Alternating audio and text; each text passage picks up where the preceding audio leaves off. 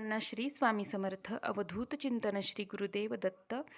तर आपल्याला 20 ते 26 डिसेंबर दत्त जयंतीनिमित्त गुरुचरित्र पारायण करायचं आहे. केंद्रामध्ये सप्ताह चालू होणार आहे. प्रहर याग अनेक सेवा आहेत. त्यातील अतिशय उच्च कोटीची सेवा म्हणजे श्री गुरुचरित्र ग्रंथ. तर सर्वांनी श्री गुरुचरित्र ग्रंथाला आवर्जून बसा. ज्यांना केंद्रात शक्य नाही त्यांनी घरी, ज्यांना मंदिरात मठात शक्य असेल त्यांनी साप्ताहिक वाचनाला म्हणजे सामूहिक वाचनाला बसा. ज्यांना शक्य नाही त्यांनी घरी बसलत तरी चालेल. तर आता श्री गुरुचरित्र पारायणाचे साधे सोपे नियम आहेत. बऱ्याच जणांच्या मनात भीती असते की गुरुचरित्र पारायण करताना काय नियम पाळायचे असतात. तर खूप साधे सोपे नियम आहेत आणि खूप सुंदर अनुभव येतात. दत्त महाराज स्वतः आपल्याला दर्शन देतात या दिवसात किंवा साक्षात्कार देतात, दृष्टांत देतात. तर श्री गुरुचरित्र ग्रंथाची लीला अगाध आहे. श्री गुरुचरित्र ग्रंथ पहिलं तर महिला वाचू शकतात का? तर हो, पण श्री दंडोरी प्रणीत केंद्रातील हा गुरुचरित्र ग्रंथ आहे जो महिला वाचू शकतात. हा गुरुमाऊलींनी मराठी प्राकृतमध्ये काढलेला आहे. जो मूळ गुरुचरित्र ग्रंथ आहे तो फक्त पुरुषांनी वाचायचा असतो, कारण की त्यातील काही ओव्या अशा आहेत की ज्यामुळे महिलांचा गर्भपात होऊ शकतो. त्यामुळे मूळ जी श्री गुरुचरित्र ग्रंथ आहे तो महिलांनी वाचायचा नसतो. आपला दिंडोरी प्रणीत हा ग्रंथ आहे तो महिलांनी वाचला तरी चालतो. हा झाला पहिला नियम. किंवा सगळ्यांना भीती वाटते की महिलांनी वाचावं की नाही, अनेक प्रश्न असतात. तर दिंडोरी प्रणीत तुम्ही बिनधास्त वाचू शकता. मी वाचते, अनेक महिला वाचतात. तर आता साधे सोपे नियम काय आहेत? तुम्हाला ज्या दिवशी पारायणाला बसायचं आहे त्याच्या आदल्या दिवशी तुम्हाला 4 श्वान व 1 गाईला तुम्हाला पोळीचा नैवेद्य खाऊ घालायचा आहे. हा पहिला नियम. दुसरा नियम काय? तुम्हाला चटईवर किंवा भूमिशयन करायचं आहे पारायणाच्या 7 दिवसामध्ये. तर चटईवर सतरंजी अंथरा, कारण की थंडी चालू आहे. तुम्हाला गादी आणि सोफ्याचा त्याग करायचा आहे. तुम्हाला 7 दिवस चटईवर सतरंजीवर झोपायचं आहे. पांघरायला जे काही घ्याल, अंथरायला जे काही घ्याल ते धूत असावं, म्हणजे धुतलेलं असावं.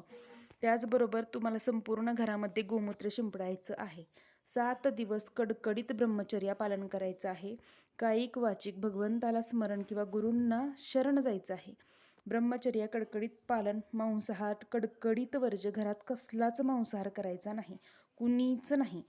तसेच सुतक आलं, मासिक धर्म विटाळ असेल तर गुरुचरित्र पारायणाचं वाचन करायचं नसतं. आता अचानक जर सुतक आलं किंवा विटाळ आला तर ग्रंथ वाचन करणे थांबवू नये. कोणत्याही सेवेकऱ्याकडून तुम्हाला ते वाचन पूर्ण करून घ्यायचं आहे. त्याचबरोबर गुरुचरित्र पारायण काळात परान्न घेऊ नये सांगितलं जातं. परान्न म्हणजे काय? बाहेरील कोणाचेही घरचं परान्न खायचं नाही. परान्न संपूर्ण वर्ज. घरात शिजवलेलं तुम्ही खाऊ शकता. आईच्या, बहिणीच्या, बायकोच्या हातचं खाऊ शकता. बाहेरील हॉटेलमध्ये जाऊन वडा, समोसे काहीही असलं परान्न खायचं नाही. बाहेरील संपूर्ण वर्ज. आता एक भुक्त म्हणजे एक वेळेस जेवणं असं नाही, तर एक धान्य म्हणजे तुम्ही पहिल्या दिवशी जर गव्हाची चपाती खाल्ली तर 7ही दिवस तुम्हाला गव्हाची चपातीच खावी लागेल. पहिल्या दिवशी जर तुम्ही ज्वारीची भाकरी खाल्लीत तर ज्वारीचीच भाकरी खावी लागेल 7ही दिवस. भाज्या तुम्ही कोणत्या खाऊ शकता? तर सगळ्या भाज्या खाऊ शकता. फक्त वांगे, गवारी, मेथीची भाजी, शापूची भाजी व द्विदल कडधान्य सोडून तुम्ही सर्व भाज्या खाऊ शकता. आता द्विदल कडधान्य म्हणजे काय? सर्व प्रकारची कडधान्ये, डाळी, शेंगदाणे असे पित्त होणारे किंवा गॅसेस वाढवणारे धान्य, कडधान्य तुम्हाला खायची नसतात. कारण की गुरुचरित्र पारायण काळात आपल्याला ढेकर येऊ नये, गॅसचा त्रास होऊ नये, तसेच झोप, जांभई येऊ नये म्हणून ह्या गोष्टी वर्ज्य करायच्या आहेत. त्याचबरोबर ब्रह्मचर्या पालन करायचं. कडकडीत ब्रह्मचर्या पालन, मांसाहार वर्ज्य व जमिनीवर शयन करायचं. त्याचबरोबर चामड्याच्या वस्तू, कोणत्याही चामड्याच्या वस्तू परिधान, बेल्ट, चप्पल तुम्हाला घालायची नाही आहे 7 दिवसात. तसेच पुरुषांनी दाढी, केस, नखे अजिबात वाढवायची नाही आहेत.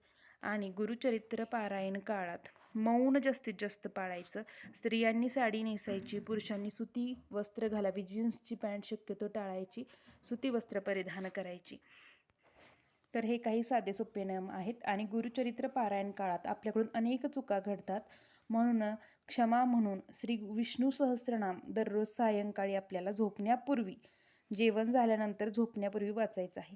आता तुमचा जर उपवास असेल, मंगळवार, गुरुवार असे बरेच जणांचे उपवास असतात, तर तुम्ही उपवासा दिवशी फळे खाऊ शकता. तसेच साबुदाण्याची खिचडी देखील खाऊ शकता. द्विदल धान्य फक्त आपल्याला खायची नसतात आणि एकधान्य म्हणजे ज्वारी किंवा गहू यापैकी तुम्ही काहीही भाकरी किंवा चपाती 7 दिवस तेच खायचं. हे साधे सोपे नियम आहेत.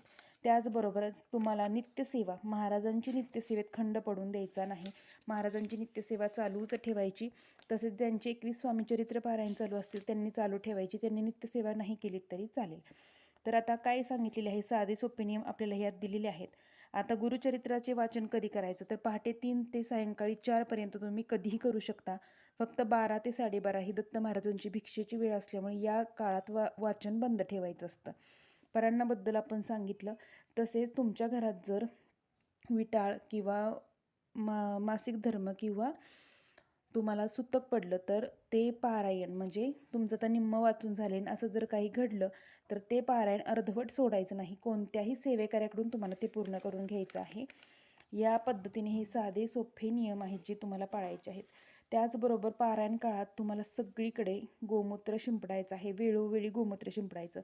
तसेच तुम्ही याला जर पारायण काळात उठायचं नाही, एक बैठकीत तुम्हाला शक्यतो वाचन करायचं असतं.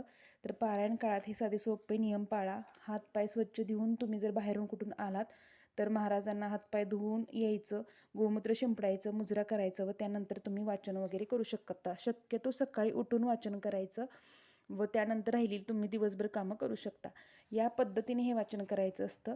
आणि यात बघा कोणत्या दिवशी किती पारायण वाचायचे असे बऱ्याच गोष्टी दिलेल्या आहेत. सर्व नियम यात दिलेले आहेत.